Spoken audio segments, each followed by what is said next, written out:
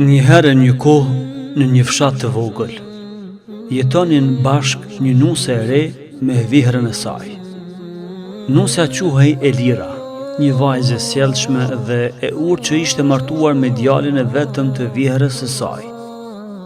Ndonë se martesa e Elirës kishte sjell gëzim të madh në familje, marrëdhënia mes nusës dhe vihrës nuk kishte nisur aq lehtë sa shpresonin të gjithë.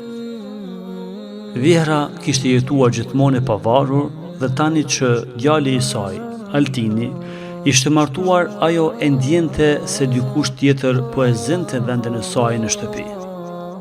Ajo ishte e përkushtuar ndaj familjes dhe kishte pritshmëri të larta për nusën e re, duke pritur që Elira të ishte njësoj si ajo, një anëvise e përsosur, një punëtore që i bën punët e shtëpisë e kështu me radhë.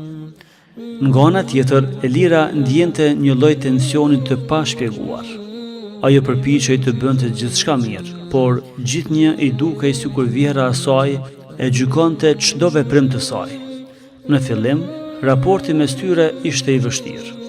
Vihra shpesh e çortonte për mënyrën se si gatuante, si pastronte, madje edhe për mënyrën se si kujdesej për burrin e saj, madje edhe se si vishej ajo për veten e vet, e çfarë blinte për vete e kështu me radhë.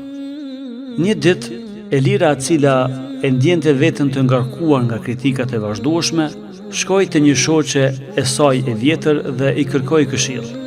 Ia shpjegoi rastin dhe raportin e saj me vihrën. Shoqja e saj i tha: "Mos u shqetëso. Elira, shpirti i një vihre është si një lule delikate. Ajo ka nevojë për vëmendje dhe kujdes. Në vend që të mendosh se çdo kritik është një sulm personal, përpiqu ta kuptosh atë. Ndoshta ajo ka frikë se do ta humbas rolin e saj në këtë shtëpi." Elira, e mbushur me durim dhe dashuri, vendosi ta shikonte situatën nga një këndvështrim tjetër. Ajo filloi të kërkonte këshill nga vihra për shumë gjëra, nga recetat të vjetra deri te traditat familjare. Pra, për çdo punë e pyeste apo e merrte ndonjë këshill nga vihra. Kështu vihra filloi të ndjehej e vlerësuar dhe pak nga pak marrëdhënia mes tyre ndryshoi.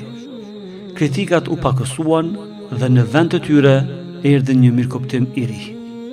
Një mëngjes të ngrohtë pranvere, teksa po pinin bashkë kafen në oborrin e shtëpisë, vihra i tha nusës Elirës: "Kam menduar shumë për ty. Nuk është e lehtë të jesh nuse në një shtëpi të re. Unë të kam çortuar shpesh, por jo sepse nuk të vlerësoj. Kam dashur që ti të jesh më fort sepse jeta është e vështirë. Por e kuptoj që ti je e zonja dhe e aftë për gjithçka, je vajzë e mirë." Elira buzëqeshi dhe ia dha dorën vjehrës së saj. Nga ajo ditë, raporti i tyre u bë më i afërt. Nuk ishin më thjesht nuse dhe vjehr, por dy gra që gjetën gjuhën e përbashkët për të jetuar së bashku, duke respektuar njëra tjetrën.